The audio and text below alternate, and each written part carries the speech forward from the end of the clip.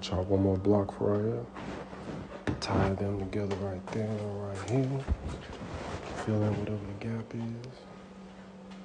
But it's gonna look beautiful. You can see this one's already stained. And put some spar urethane, some waterproof sealant. So, yeah.